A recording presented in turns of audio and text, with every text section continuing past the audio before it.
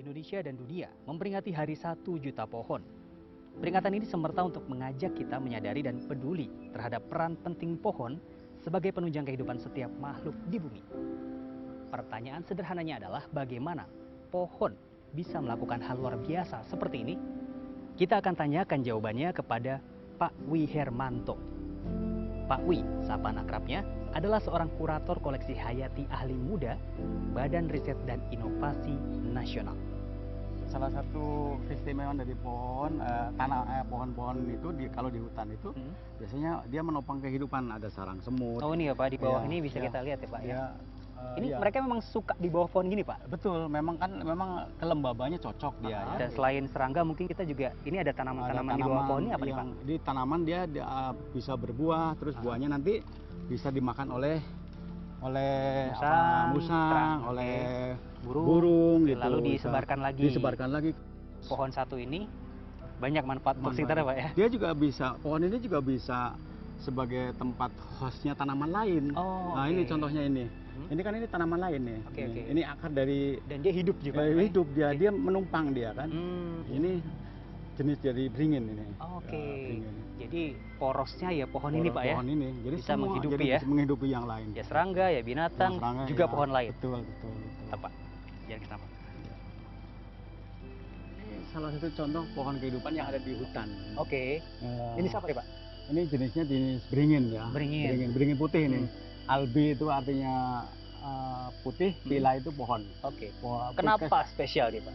Spesial karena dia mempunyai sumber kehidupan makhluk hidup yang ada di hutan gitu. Apa saja biasanya? Biasanya ada beruang, burung, terus serangga. Ini yang paling utama tuh ini tikes. Jadi paling banyak menyedot banyak binatang ke pohon ini ya Pak. Jadi termasuk ikan. Kalau dia buahnya jatuh di air, itu dimakan ikan buahnya juga. Ini kalau yang ini pohon apa nih Pak? Yang sebelah kiri adalah pohon meranti, yang sebelah kanannya itu kan beringin.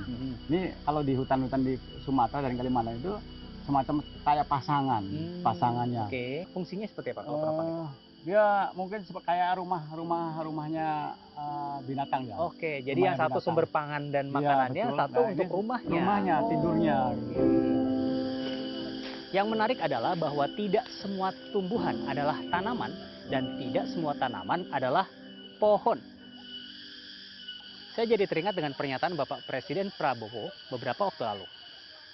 Dan saya kira ke depan kita juga harus tambah tanam kelapa sawit. Nggak usah takut. Apa itu katanya apa? Membahayakan apa itu deforestation, ya kan? Namanya kelapa sawit ya pohon, ya kan? Betul nggak? Kelapa sawit itu pohon, ada daunnya kan? Dan kita akan coba bahas ini dengan Prof. Heri Purnomo. Prof. Heri adalah peneliti senior di Pusat Penelitian Kehutanan Nasional atau C4ICRAF. Nah, Prof. Heri, apa kabar Prof? Nah, jadi kalau kita bicara ini, kita sudah di depan tanaman sawit ya Prof. Tentunya kelapa sawit. Pertanyaan saya sebagai awam, apakah tanaman sawit ini bisa disebut sebagai pohon Prof?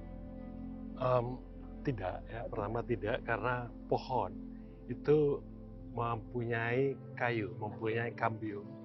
Ada xilem, ada phloem, ada pembentukan kayu. Jadi bisa kita lihat, ini tidak ada kayunya ini.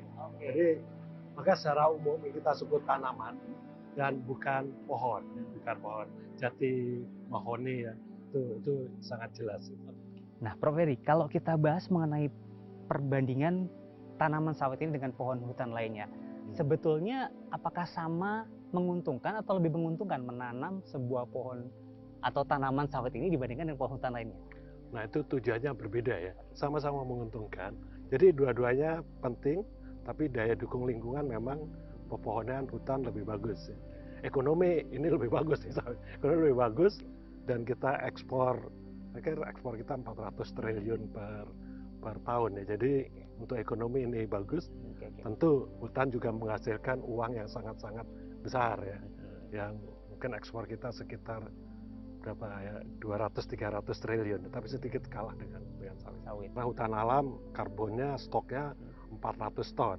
Sedangkan sawit kan hanya 40 ton per hektar. Kemudian di biodiversity tentu berbeda ya. Sawit biasanya monokultur, kebun, sawit semua ya. Tapi begitu hutan alam kan spesiesnya banyak ya. Jadi sebenarnya sawit bukanlah pohon melainkan tanaman berbuah. Sebagai tanaman pendatang dan tanaman industri, sawit sebenarnya memiliki potensi dan kontribusi ekonomi yang dibutuhkan oleh Indonesia. Di antaranya sebagai sumber komoditas minyak nabati dan penyokong industri pangan, juga kebutuhan produk sehari-hari. Namun sayangnya, untuk menambah tanaman sawit, kita perlu menyiapkan lahan dan bukan tidak mungkin mengorbankan hutan dan pohon-pohon endemik juga ekosistem di dalamnya. Jadi mari bijak memilih dan menanam. Selamat Hari 1 Juta Pohon Dunia. Yogi Tujuliarto, Iman Firmansyah, Jakarta.